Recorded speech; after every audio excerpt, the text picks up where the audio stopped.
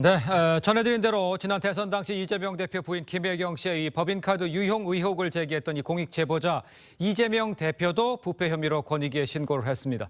자, 두 분과 함께 정치권 소식 자세히 짚어보겠습니다. 노동일 파이낸셜 뉴스 주필 김상일 전 민주당 부대변인 나왔습니다. 안녕하십니까? 안녕하세요. 네, 반갑습니다. 자, 지금 이제 그 정홍익 제보자 A 씨 권익위 신고 이후에 처음으로 TV조선과 인터뷰를 했습니다. 어떤 이야기였는지 다시 한번 좀 들어보도록 하겠습니다. 이재명 지사 집에 있는 이불 빨래도 했던 적이 있습니다. 가 가지고 와서 공간 세탁기에서 돌려가지고 그거를 봉지에 넣어서 어디다 갖다 놔라.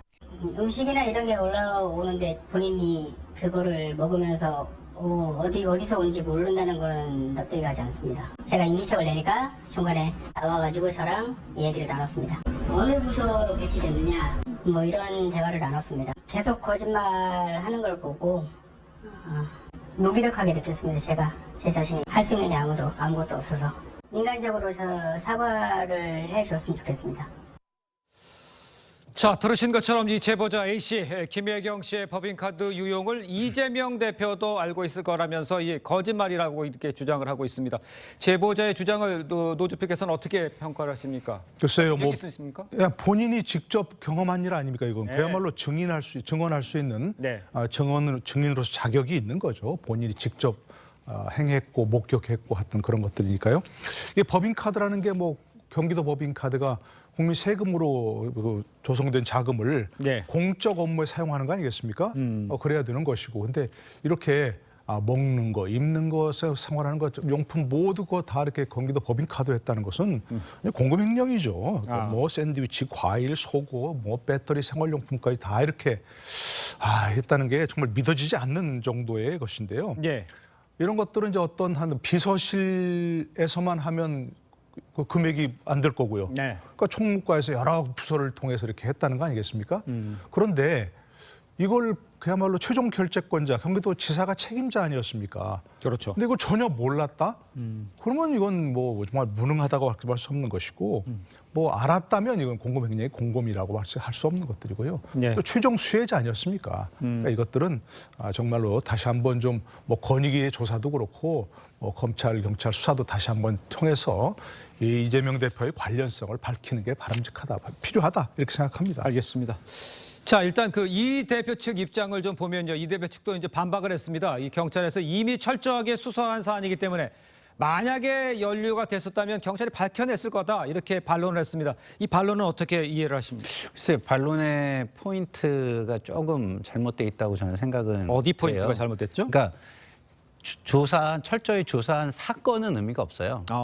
이 내용을 조사했느냐가 저는 관건이라고 보거든요. 예. 이게 이미 조사한 내용이면 저렇게 주장하는 거는 맞고요. 네. 내용 자체가 새로운 내용이면 저 반론은 성립이 되지 않는 겁니다. 그래서 일단은 한번 확인을 당해서 다시 한번 해서 예. 경찰 수사 과정에서 이 내용까지 철저하게 수사를 했는지 그것을 한번 확인해 보고 반론을 다시 제기하는 것이 좋겠다 이런 생각이 들고 네. 이게 만약에 새로운 내용이라면 저런 반론은 별로 의미가 없는 겁니다. 알겠습니다.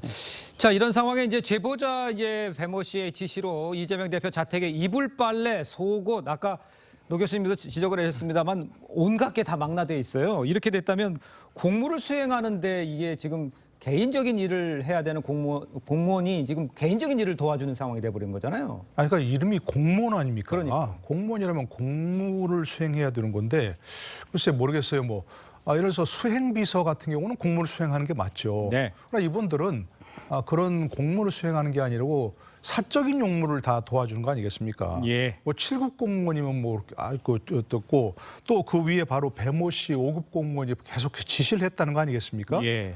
그런 7급 공무원, 5급 공무원을 많이 사적인 심부름을 담당하는 심지어는 뭐 이불 빨래하고 속옷 빨래해서 정리까지 하고 그걸 찍어서 보고까지 했다. 언젠가 이 7급 공무원 A씨가 그런 얘기 했었죠. 네. 자괴감을 느꼈다고. 아니 자기가 공무원 되는데 그런 거 하려고 공무원 했느냐. 네. 이런 건 너무 심한 얘기고요. 그렇기 때문에 또 배모 씨 같은 경우는 또 성남시청에서부터 채용을 해서 거기서부터 김혜경 씨의 사적 용무를 다 봐왔다는 거 아니겠습니까? 네. 이런 것들은 비난 정도를 넘어서 당연히 국고손실죄의 범죄에 해당하는 겁니다. 네. 배모 씨를 일부러 채용한 것도 그렇고 거기서 성남시청에서 또 이렇게 경기도청까지 데리고 다니면서 예. 사적인 용물 보게 한 A 씨도 또 경기도청에 채용해가지고 사적인 용물 보게 한 것은 단순한 비난 정도를 넘어서 이건 범죄에 해당한다. 또 철저한 수사가 필요하다 이렇게 생각합니다. 알겠습니다. 지금 교수님도 지적해 주셨습니다만 이 제보자는요 또 다른 언론 인터뷰에서 이 대표가 아침에 먹는 샌드위치부터 집에서 사용하는 커피 믹스, 건전지, 뭐 생활용품 모두 다 이 업무 추진을 처리했다 이렇게 이야기를 하고 있습니다. 그러니까 이제 여당에서는 이 대표가 직접 나와서 입장을 밝혀 또 책임을 져야 되는 거 아니냐 이렇게 촉구를 하고 있습니다. 일단 보시기에 그 어떤 식으로 이재명 대표는 대응을 해야 된다고 생각하십니까? 그때 이제 사실관계가 제일 중요하겠죠. 네. 사실관계에서 저 분이 얘기하는 뭐 집에 빨래를 시키고 속옷까지 세탁소에 심부름을 시키고 만약 그랬다면 네. 사실상 그거는 이제 갑질 아니겠습니까?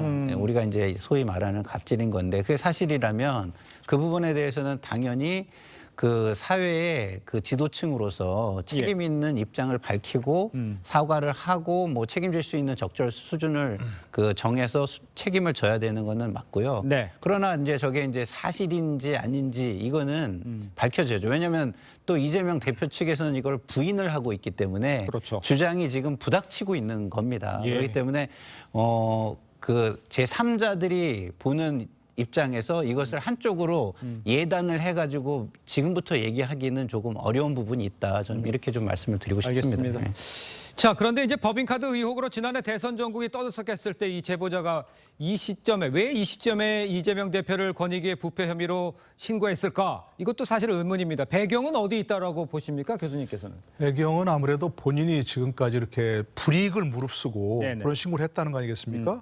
당연히 경기도에서 이 공무원 더 이상 일을 못하게 돼 있고요. 예.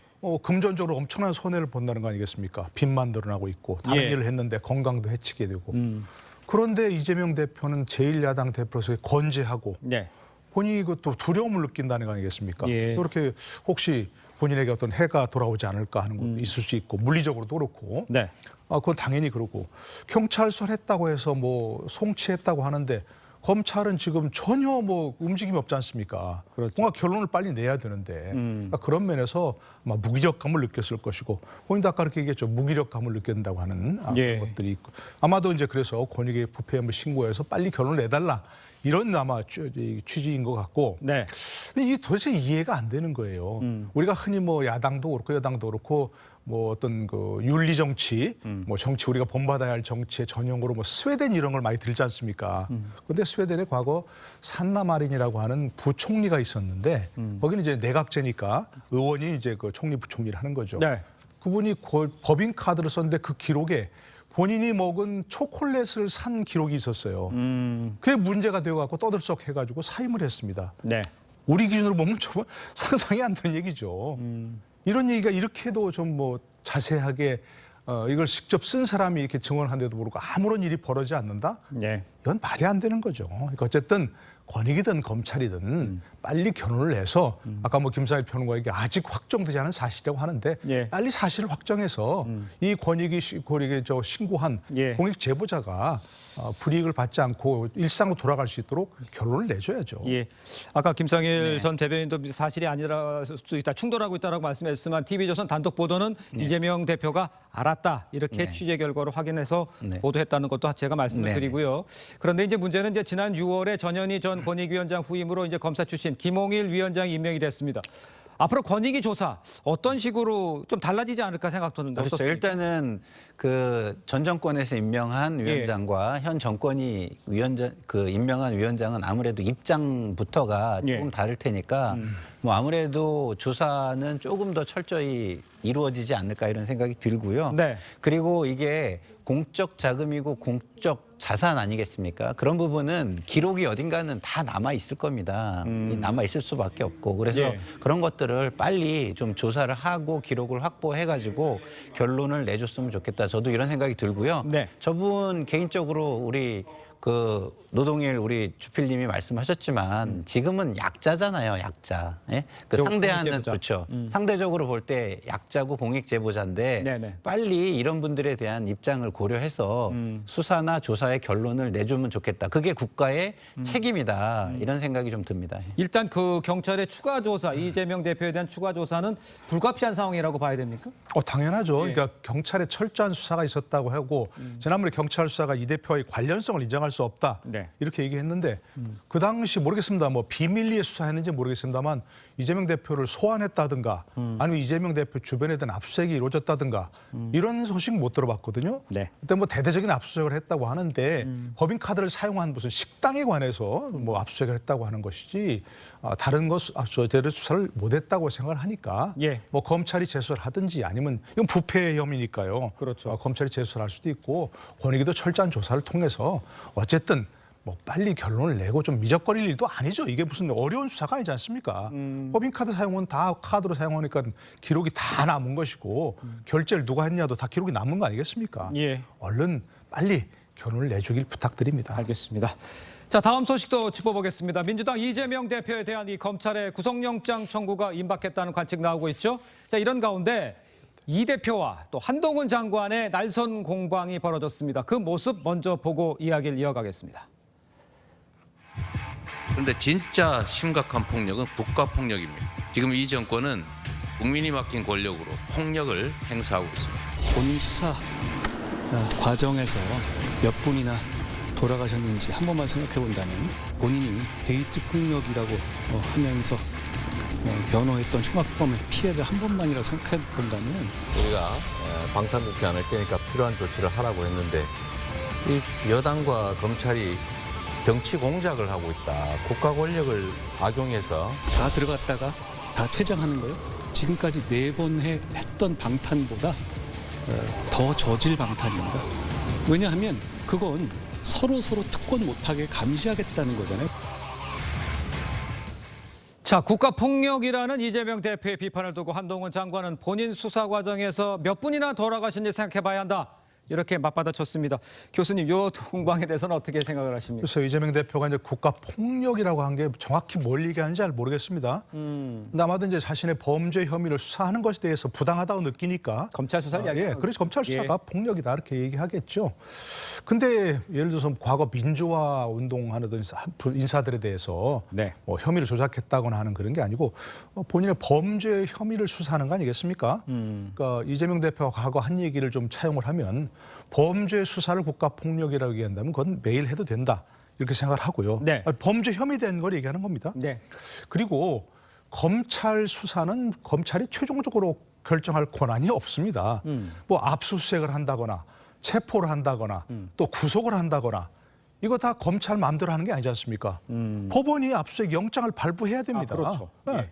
그리고 체포영장을 발부해야 되고 그렇습니다. 예, 구속영장을 발부해야 되고 그건 뭡니까? 검찰이 어느 정도 범죄 혐의가 있다고 소명을 해야 되는 것이고 그에 대한 물증을 제시해야 되는 것이거든요. 네. 그 최종적으로 법원이 결정을 하는 것이고요. 또 검찰이 수사를 해서 기소를 하더라도 증거가 불충분하면 어떻게 됩니까? 무죄 아닙니까? 그렇습니다. 법원이 판단한 겁니다. 검찰이 최종적으로 판단한 게 아닙니다. 만약 국가폭력이 문제라고 생각하시면 그런 예를 들어서 뭐 체포영장을 발부하고 압수수색 영장을 발부하고 구속영장을 발부하고 예. 이렇게 하는 법원을 비난해야 되는 것이죠. 예. 검찰은 최종 결정 권한이 없습니다. 알겠습니다. 자, 그런 상황인데 이제 이 대표가요 SNS에도 이제 윤석열 정부를 국가폭력 정권으로 규정을 하고 또 이화영 전 지사 관련 기사를 이제 공유하기도 했습니다. 글쎄 느낌적인 겁니다만 이 대표의 말도 좀 거칠어지고 있다 이렇게 느껴지는데 그 양상은 맞는지 또 왜 그러는 건지 어떻게 보십니까?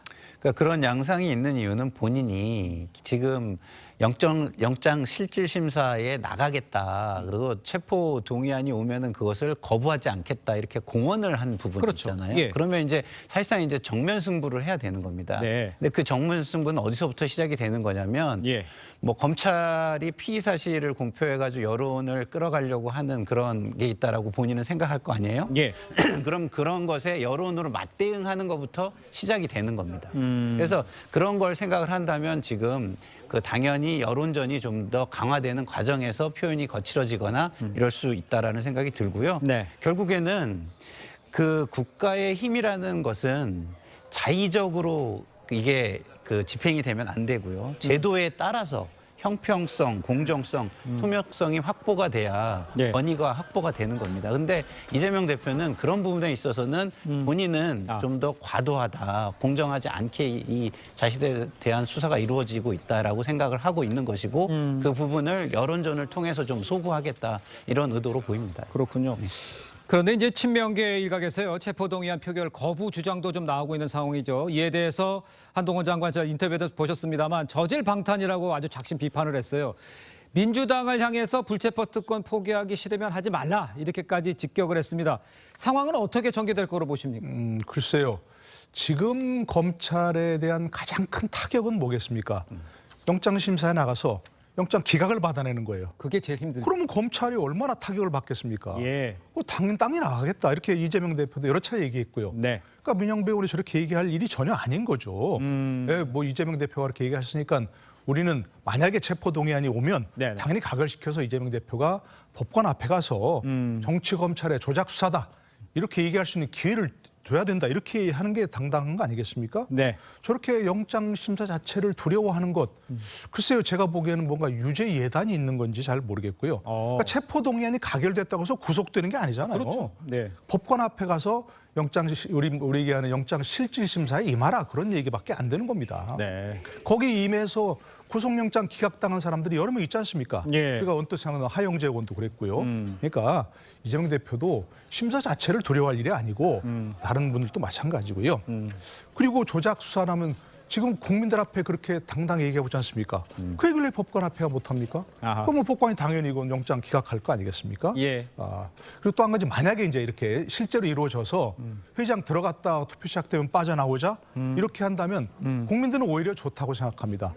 누가 저거를 저렇게 그 체포동의안을 반대하는구나. 예. 뭐 이런 것들을 알 수 있지 않습니까? 무기명 비밀투표가 되니까 결과만 나오지 누가 했는지 잘 모르니까. 예. 그리고 제가 보기로는 생각하기로는 민주당 의원들 모두가 동의하지 않지 않습니까? 그렇죠. 31명의 그 민주당 의원들이 체포동의안 포기하겠다. 그 선언에 서명했지 않습니까?